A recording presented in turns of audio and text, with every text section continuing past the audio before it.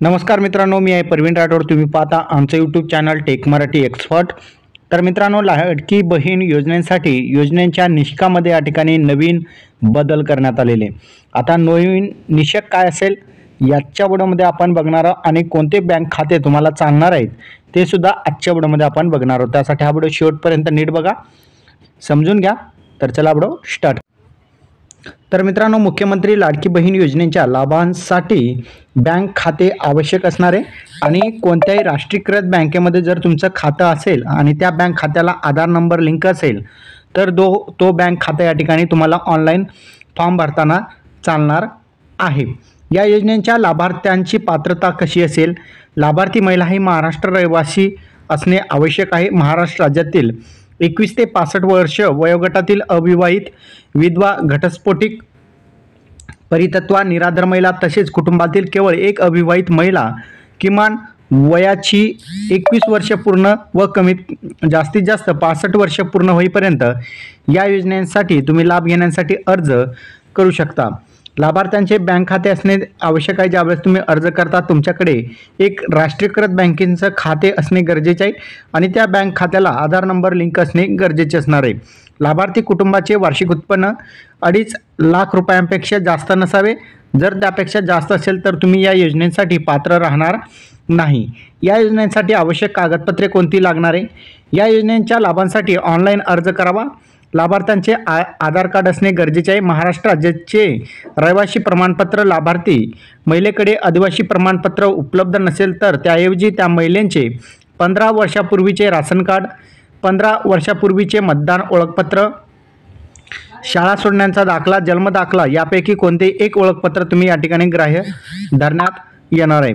परराज्यात जन्म झालेल्या महिलेने महाराष्ट्रातील आदिवासी असणाऱ्या पुरुषासोबत विवाह केला असेल तर अशा बाबतीत त्यांच्या पतींचा जन्मदाखला सुद्धा तुम्ही वापरू शकता किंवा शाळा सोडण्याचा दाखला, आदिवासी प्रमाणपत्र यापैकी कोणते एक प्रमाणपत्र तुम्ही या ठिकाणी अपलोड करू शकणार आहात. सक्षम प्राधिकाऱ्याने दिलेले कुटुंब प्रमुखांचा उत्पन्नाचा दाखला, वार्षिक उत्पन्न 2.5 लाखांच्या आत असणे गरजेचे असणार आहे.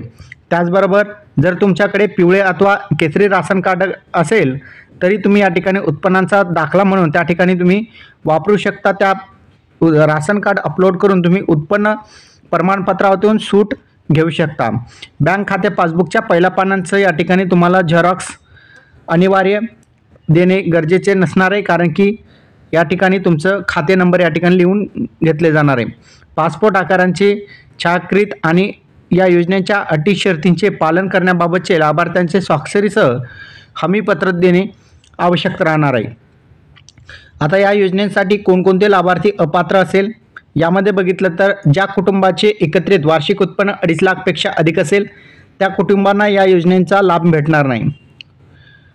त्याचबरोबर ज्याच्या कुटुंबातील सदस्य संख्या, करदाता, कुटुंबातील सदस्य नियमित कायम कर्मचारी, सहकारी विभाग, उपक्रम, मंडळ, भारत सरकार आणि राज्य सरकारच्या स्थानिक संस्थेमध्ये कार्यरत आहेत किंवा निवृत्तीनंतर निवृत्तीवेतन घेत आहेत, मात्र 2.5 लाख रुपयांच्या उत्पन्न असलेले, बाह्य यंत्रणेद्वारे कार्यरत असलेले कर्मचारी, स्वयंसेवी, कारभारी, कामगार, कंत्राटी कर्मचारी पात्र ठरतील. लाभार्थी महिलेने शासनाच्या इतर विभागामार्फत राबविण्यात येणाऱ्या आर्थिक योजनेद्वारे दरमहा 1500 रुपये किंवा त्यापेक्षा अधिक रकमेचा लाभ घेतला असेल तर या योजनेअंतर्गत त्यांना लाभ दिला जाणार नाही. त्यांच्या कुटुंबातील सदस्य विद्यमान किंवा माजी आमदार, खासदार असेल तरी त्या योजनेअंतर्गत लाभ दिला जाणार नाही. ज्यांच्या कुटुंबातील सदस्य भारत सरकार किंवा राज्य सरकारच्या बोर्ड, कॉर्पोरेशन बोर्ड, उपक्रमांचे अध्यक्ष, उपाध्यक्ष, संचालन सदस्य आहेत तर अशांना सुद्धा या योजनेअंतर्गत लाभ दिला जाणार नाही.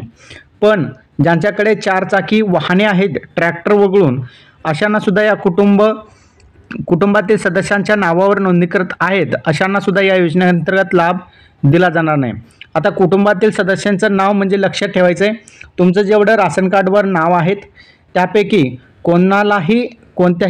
कोणाच्याही एका नावावर जर राशन कार्डच्या नावावर जे ट्रॅक्टर असेल तर या योजनेअंतर्गत त्यांना लाभ मिळू शकतो. पण इतर 4 चाकी वाहने असेल तर त्यांना या योजनेअंतर्गत लाभ दिला जाणार नाही.